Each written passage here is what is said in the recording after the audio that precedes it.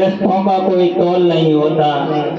वैसे तो मिलते हैं हर मोड़ पर लोग, मगर हर कोई धर्म सिंह साहब जैसा अनमोल नहीं होता।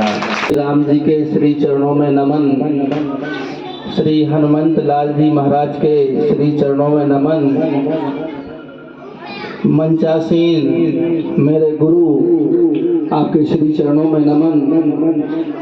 यहाँ मेरे आमंत्रण का मान रखकर पधारे सभी सम्मानीय अभिभावक जनों को सादर सीताराम और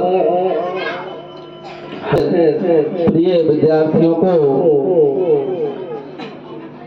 ढेर सारा प्यार और शुभाशीष। जैसा कि आप सभी जानते हैं कि हमने इस कार्यक्रम का नाम दिया परीक्षा एक उत्सव कार्यक्रम। यह एक छोटा सा उत्सव कार्यक्रम था, लेकिन हमारे गुरु ने अपनी उपस्थिति दे करके इस छोटे से उत्सव को महोत्सव बना दिया। आज यहाँ उपस्थित विद्यार्थी और आप सभी और मेरे गुरु की उपस्थिति, तो मुझे लगता है जैसे मैं आज फिर से अपनी क्लास में हूँ और मेरे सर मेरे कुर्सी पर बैठे हैं। आप क्या हैं ये वर्णन नहीं किया जा सकता। आपके आशीर्वाद को शब्दों में बखाना नहीं जा सकता, क्योंकि दीपक कभी सूर्य को प्रकाश नहीं दिखाते। मैं उनका जलाया हुआ एक चिराग हूँ, आप तो सूर्य हैं। फिर भी आपके सम्मान में आपके सामने दो शब्द रखने का साहस कर रहा हूँ। आप गुरु हैं, विशाल हृदय हैं, गलती होगी आप क्षमा करेंगे। आपका देखिए, कहीं ना कहीं हर व्यक्ति अपने गुरु से जरूर इंस्पायर होता है। जब मेरे सर मुझे पढ़ाते थे तो मैं छुट्टी के बाद बनता था और मेरे मित्र ऐसे स्टूडेंट बनते थे, सर आज मैं फिर से बड़े सर ही बनने की कोशिश कर रहा हूँ। आपके जैसे पढ़ाने की कला का मैं अनुसरण करना चाहता हूँ। मैं तब नकली बड़े सर बनता था, आज मैं सोचता हूँ कि मैं रियल में बड़े सर जैसा बन जाऊँ। कितना सुंदर समय था मेरे सर के पढ़ाने की। वास्तव में ऐसी कला थी, ने पढ़ा दिया ना तो हम लोगों को रटने की जरूरत नहीं पड़ी। एक बार हमारे सर हमारे गैसाबाद पहुंचे और वहां गैसाबाद के विद्यालय में 2 बैलों की कथा पढ़ा के आए थे। जब भी वो विद्यार्थी हमें मिलते थे तो यही कहते भी सर आपके स्कूल में पदस्थ है, हमारे दो बैलों की कथा पढ़ा के गए थे। आहा, आनंद आ गया था। शायद यदि हमारे विद्यार्थियों को हमारा पढ़ाना अच्छा लगता है तो मैं वास्तव में आपकी ही नकल करता हूँ। जैसे आप बोलते थे स्पष्ट समझाने का आपका लहजा, वही सेम मेरा है और इसी में मेरा थोड़ा सा उत्कर्ष हो रहा है। मेरा अब जो ये कार्यक्रम है, जनरली इसको नाम दिया जाता है विदाई समारोह।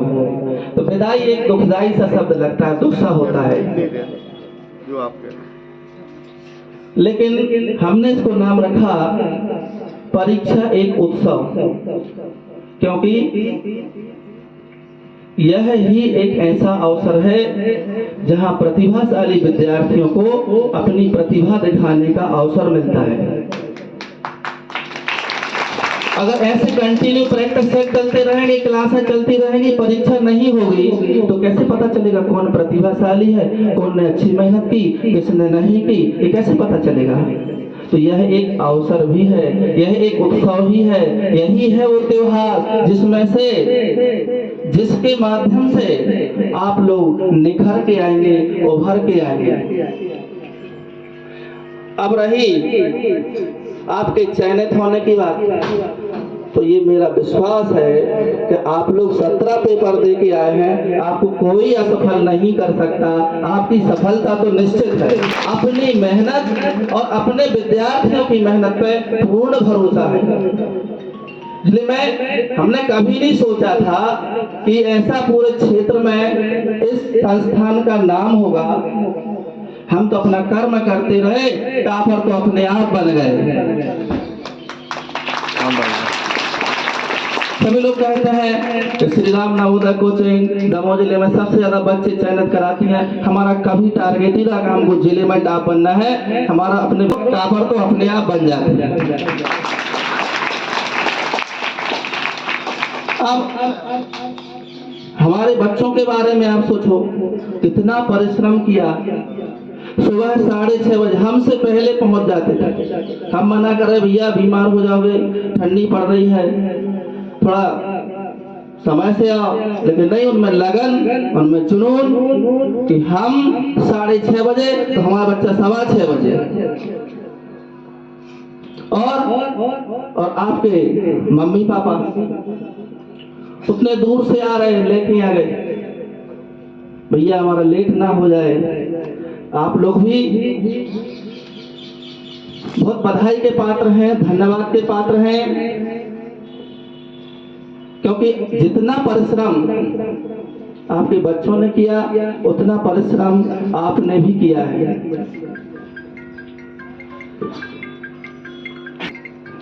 बस थोड़ा सा इस कार्यक्रम के अवसर पर जो आप लोग पधारे हैं, आप लोगों से एक अनुरोध करूंगा।